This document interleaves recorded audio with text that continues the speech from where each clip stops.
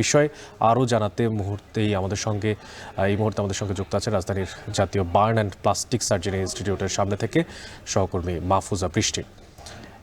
বৃষ্টি, আপনার মাধ্যমে জানতে চাই, সংকটাপন্ন অবস্থায় যারা এখন চিকিৎসাধীন আছেন তাদের সবশেষ পরিস্থিতি কি জানাচ্ছেন চিকিৎসকরা?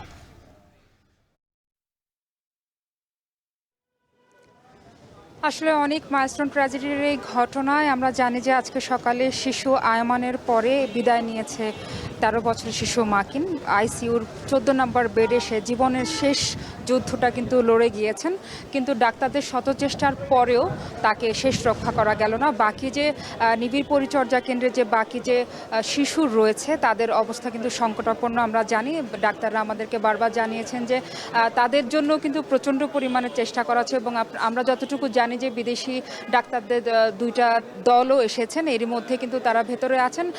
সকলে মিলে কিন্তু প্রচেষ্টা চালিয়ে যাচ্ছেন যে বাকিদের যেন আরও একটি প্রাণও যেন এখান থেকে ঝরে না যায়, যেন নিরাপদে সন্তানগুলোকে কিছুদিনের মধ্যেই তাদের বাবা মার কোলে ফিরিয়ে দিতে পারেন। তবে যতটুকু জানি যে ডাক্তাররা আমাদেরকে বলেছেন বাকি যে 4জন শিশু রয়েছে আইসিইউতে তাদের 70% প্রায় পুড়ে গিয়েছে। তো সেই জায়গা থেকে কিন্তু তাদের বাঁচানোটা একটু সংকটাপন্ন হলেও চেষ্টার কোনো ত্রুটি নেই। যেমনটা আমরা শুরু থেকে দেখছিলাম যে রক্তের ঘাটতি রয়েছে এবং চামড়ার ঘাটতি রয়েছে, এমনটা আমরা জানতে পেরেছিলাম, কিন্তু ডাক্তারদের প্রেস ব্রিফিংয়ের মাধ্যমে জানানো হয়েছে এবং আমরাও পরিচর্যা করে এখানে পরিদর্শন করে কিন্তু আমরা জানতে পেরেছি খবর নিয়ে যে আপাতত রক্ত এবং স্কিনের কোনো রকমের কোনো ঘাটতি নেই।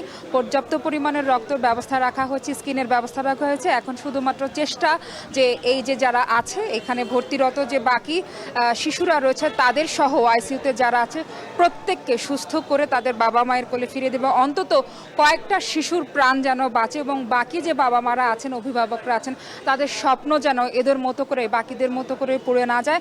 আর সেইভাবে কিন্তু দেশের সরকার এখন অন্তর্বর্তীকালীন সরকারও কিন্তু সবাইকে বলে গিয়েছেন, নির্দেশ দিয়েছেন যে এদের যেন ভর্তিরত এবং আহত চিকিৎসা যারা আছেন প্রত্যেকের যেন কোনো রকম কোনো অসুবিধা না হয়। সেই জায়গা থেকে কিন্তু ডাক্তার, নার্স, চিকিৎসক যারা আছেন, অভিভাবক এবং আমরা জানি স্কাউটের অনেক সদস্যও কিন্তু এখানে আছেন তাদের সহযোগিতা করার জন্য। সব কিছু মিলিয়ে নিরাপত্তার ব্যবস্থাটা যদি বলি সেটাও কিন্তু এখানে যথেষ্ট পরিমাণ বিরাজ রয়েছে।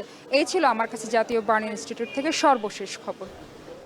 আজ সকালে আয়মান আর দুপুরে মাকিন মারা গেছে বার্নস ইনস্টিটিউটে। সে বিষয়ে সবশেষ খোঁজখবর রাখছিলেন এবং বাকি যারা সুস্থতা প্রত্যাশী তাদের ব্যাপারে খোঁজখবর রাখছিলেন সহকর্মী মাহফুজা বৃষ্টি।